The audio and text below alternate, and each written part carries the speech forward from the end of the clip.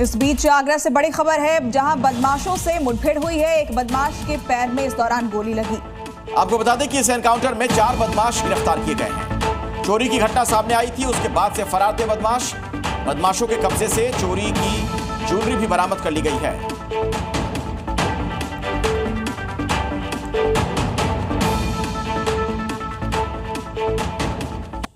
अगली खबर यूपी के बदायूं से है। यहां पर एक अजब गजब मामला सामने आया, जहां पर एक मेडिकल स्टोर पर सेल्समैन का काम करने वाले युवक के पैन और आधार कार्ड का गलत इस्तेमाल किया गया और गलत इस्तेमाल कर कंपनी खोली गई और साथ ही फ्रॉड कर करोड़ों का व्यापार किया गया। युवक के नाम पर 4.82 करोड़ रुपए का जीएसटी नोटिस पहुंच गया है।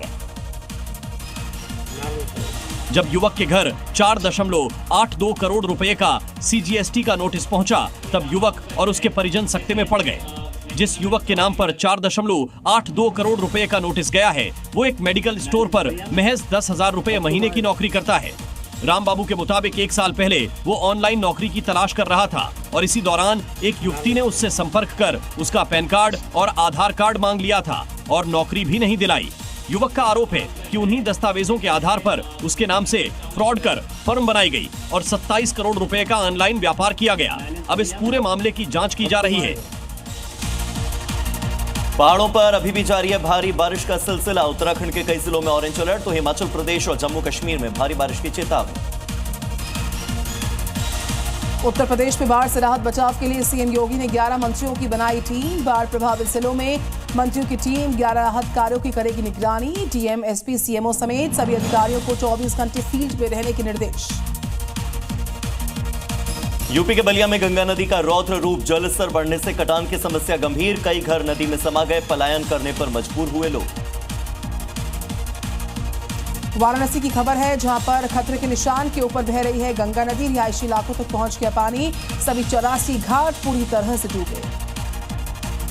चित्रकूट में खतरे के निशान से ऊपर बह रही है यमुना नदी। बाढ़ की चपेट में आए कई गांव, यातायात पूरी तरह से ठप। प्रयागराज में बाढ़ से हालात खराब, 5,135 लोगों ने किया पलायन। बाढ़ राहत शिविरों में रहने को मजबूर। राजस्थान के नागौर में बाढ़ की वजह से सड़कें बनी तालाब। पानी के तेज बहाव के बीच फंस गई गाड़ी। घटना में कोई जनहानि नहीं हुई। बिहार के गया में मूसलाधार बरसात के बाद नगर निगम की पोल खुली, सड़कें बनी दरिया। जलजमाव के बीच फंसा स्कूल वैन। पंजाब के आनंदपुर साहिब में भारी बारिश के बाद सड़कें जलमग्न, कई इलाकों में भर गया पानी। चारों तरफ दिखा पानी का कब्जा। मिशन 2027 में जुटे योगी आदित्यनाथ आज लखनऊ में पार्टी के सारे जिलाध्यक्षों, पार्टी के पदाधिकारियों के साथ करेंगे बैठक। पार्टी के आगामी कार्यक्रमों की रणनीति पर चर्चा होगी।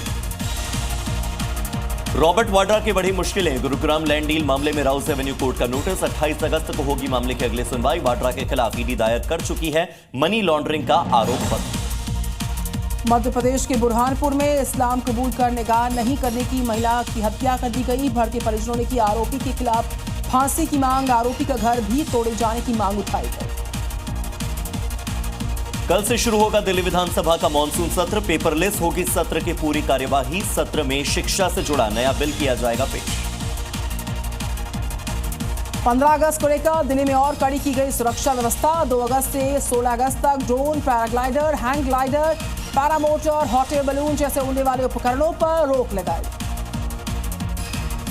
भारत के नाम रहा ओवल टेस्ट का तीसरा दिन। आखिरी ओवर में सिराज ने इंग्लैंड को दिया झटका। इंग्लैंड को जीत के लिए अभी भी 324 रनों की दरकार।